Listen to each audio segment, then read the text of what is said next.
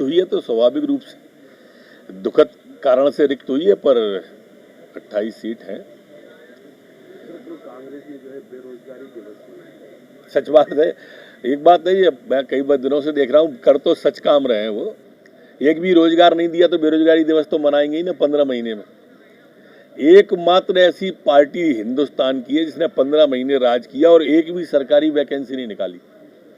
इस देश में और कोई दूसरी नजीर नहीं मिलेगी मध्य प्रदेश की कमलनाथ सरकार के अलावा।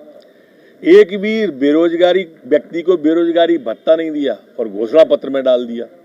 लिखित में झूठ बोलने वाली पार्टी, बेरोजगारों को धोखा देने वाली पार्टी, किसानों को धोखा देने वाली पार्टी कांग्रेस। अब स्वाभाविक रूप से ये तो बोलेंगे ही। देखो, ये जो कांग्रेस कर रही है ये डर्टी पॉलिटिक्स है। एक सादा गांव के वातावरण से आई हुई महिला है इमरती देवी जी,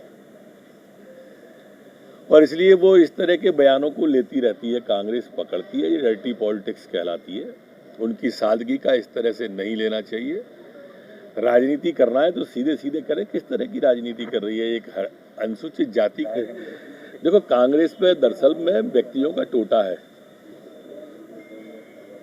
वर्तमान परिस्थिति में कांग्रेस के पास अब कोई बचा नहीं है, इसलिए प्रत्याशी ढूंढ रही है वो। जो पिछली सूची आई है आप उसमें भी देख लो,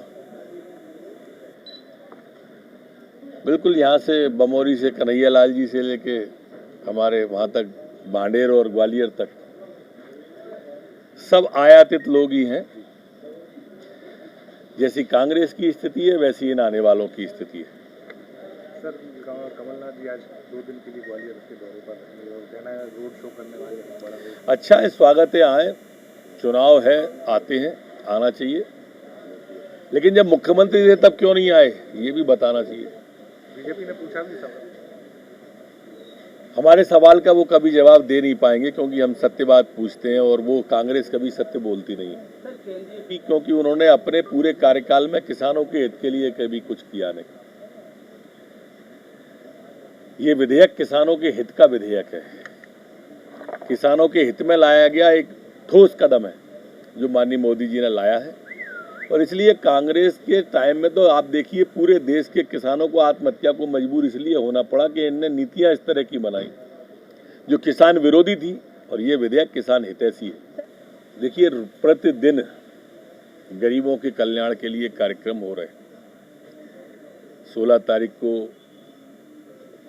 1 रुपया किलो गेहूं चावल नमक, 17 तारीख को दूध फल, और आज किसान को फिर पैसा, फिर खाते में, कल फिर, परसों फिर, नरसों फिर, लगातार कड़ी है। ये कहलाता है काम, ये कहलाती है सेवा गरीब की।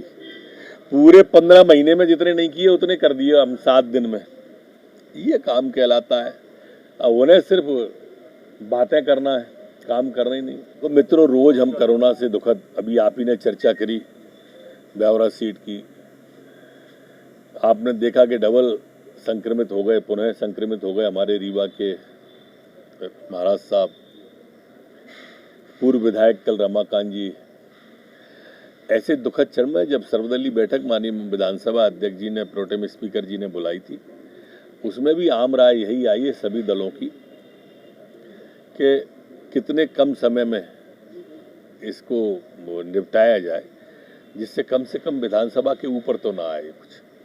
उस पर विचार चल रहा है। जैसा भी माननीय अध्यक्ष विधानसभा निर्णय लेंगे वैसा सब मान्य करेंगे। सर, पहली बार होगा ऐसा कि एक्चुअल और वर्चुअल दोनों तरीके से विधानसभा में चल रहा है? अब कोरोना भी पहली बार ही आया है, परिस्थिति ऐसी पहली बार बनी है। ये परिस्थिति जन्य निर्णय है, कोई संवैधानिक निर्णय नहीं है।